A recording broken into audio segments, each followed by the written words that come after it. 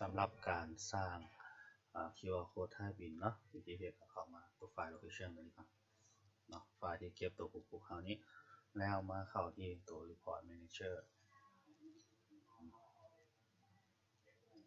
โอเคนะยังคลิกที่ตัวนี้แล้วกดตกลงนะครับเลือกตัวนี้นะกดแก้ไข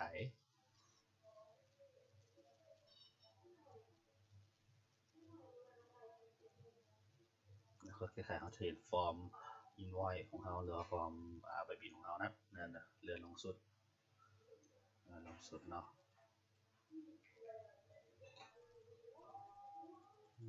ดนะเขาจะเห็นตัวนี้เนาะเอาที่ท้ายบินก็คือตัวนี้นะฟุตเตอร์แบน23เนาะลากลงมาอะไรนึงเนาะแล้วตัวนี้มาใส่ตัวนี้ก็คือรูปที่เขาเสียมาใส่เนี่ยเขาก็ดับเบิลคลิกใส่ดับเบิลคลิกใส่คลิกที่หัวข้ออีเมลแล้วกดเลือกไฟล์ที่เราจะเอา QR code มาใส่นั้นแล้วเขาก็เลือกเอาที่QR code เขาใส่ในกรณีตัวอย่างที่เขามี QR code ได้หนึ่งเขาก็เลือก QR code ตัวอย่างเป็นตัวนี้เราก็คลิกใส่ได้เนาะกดตกลงแล้วเขาก็จะเห็นตัวนี้หลังจากนั้นทำกด Save Report As Save Report As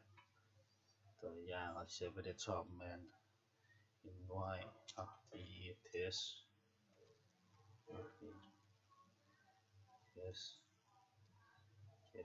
QR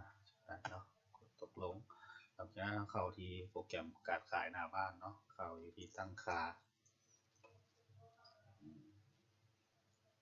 เข้าเครื่องพิมพ์และแบบฟอร์มพิมพ์กดแก้ไขแล้วกดตั้งค่าพิมพ์บินตัวอย่างตัวนี้